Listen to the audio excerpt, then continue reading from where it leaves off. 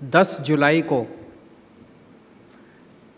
कांग्रेस के 10 एमएलएज अपनी पार्टी छोड़ के बीजेपी में शामिल हो गए। लोगों ने तो कांग्रेस को वोट दिया था,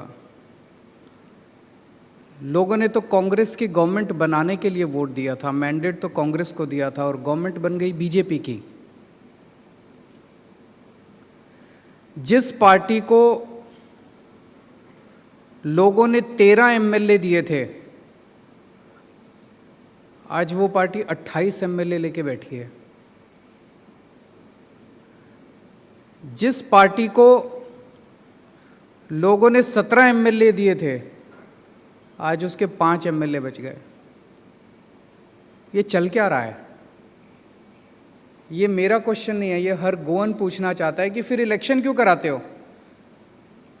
आपस में पैसे ले दे के बांट के पैसे बैठ जाओ सारे के सारे और आपस में ले दे के और बना लो सरकार। Then election becomes a farce. Election का कोई मतलब नहीं बच जाता ना। जिस पार्टी को 13 एमएलए दिए, ऑपोजिशन में बैठने के लिए बोला, वो आज 28 एमएलए लेके और सरकार चला रही है।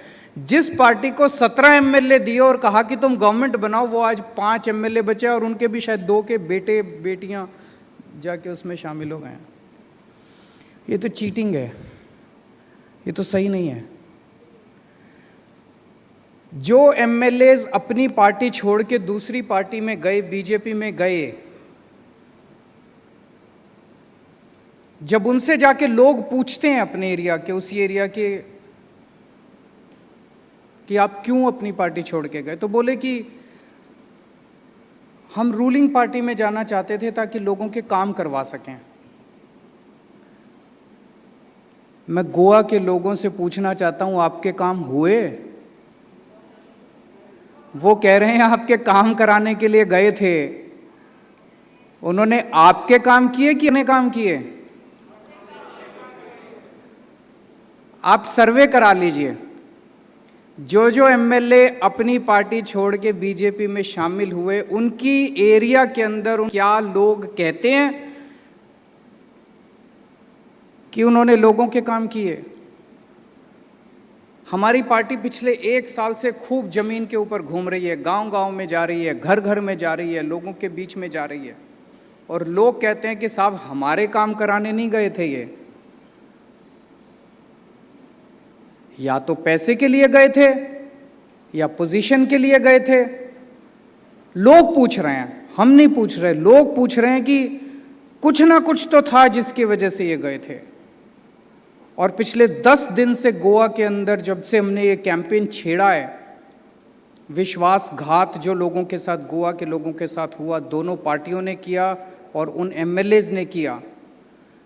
आई थिंक हमने लोगों की दुखती रग को छेड़ दिया है। हजारों लोग रजिस्टर कर रहे हैं, हजारों लोग कसम खा रहे हैं कि अब इन दोनों पार्टियों को वोट नहीं देंगे, इन दोनों पार्टियों ने दगा किया है। हजारों लोग कसम खा रहे हैं, हजारों लोग नेट के ऊपर मिस कॉल करके वादा कर रहे हैं कि इस बार दोनों पार्टियों को भी और इन एमएलएज को भी हम वोट नहीं देंगे, इनको मजा चखाएंगे।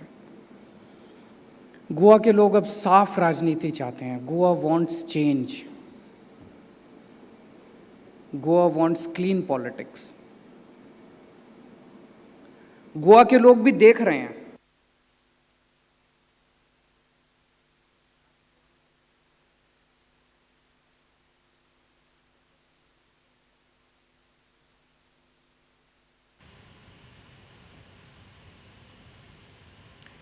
तो सीएम अरविंद केजरीवाल की प्रेस कॉन्फ्रेंस जारी है गोवा से, जहां पर आपको बता दें आने वाले साल में गोवा में भी चुनाव है और इसको लेकर आम आदमी पार्टी प्रेस कॉन्फ्रेंस कर रही है। सीएम अरविंद केजरीवाल को सुन रहे थे आप, जहां पर केंद्र सरकार को वो घेरते हुए नजर आए हैं। उन्होंने साफ कहा, इसके साथ ही बीजेपी पार्टी पर कई बड़े सवाल भी खड़े किए हैं।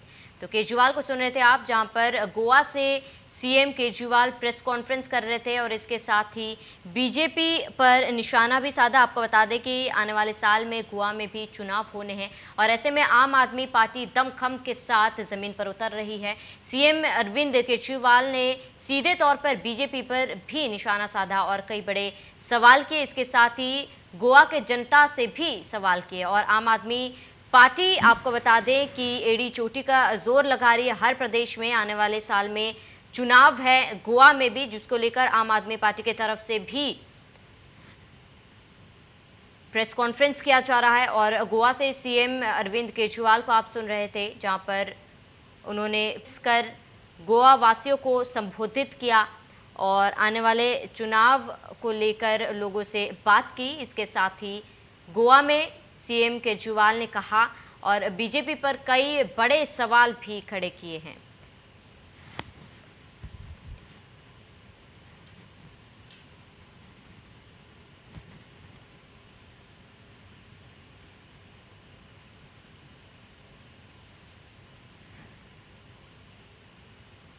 चलिए, इसी के साथ इस बुलेटिन में मेरे साथ इतना ही। देखते रहिए इंडिया न्यूज़।